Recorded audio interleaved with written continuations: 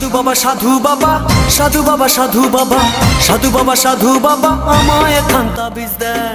বাবা, ও বাবা, কি হয়েছে বৎস? বাবা, আমি একটা মেয়েকে খুব ভালোবাসি বাবা, আমি তাকে পেতে চাই, তুমি কিছু করো বাবা।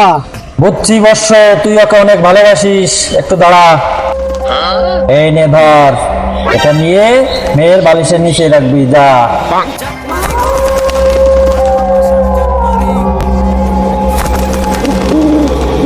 বাবা, বাবা আমার বাঁচাও বাবা। আবার কি হয়েছে বৎস?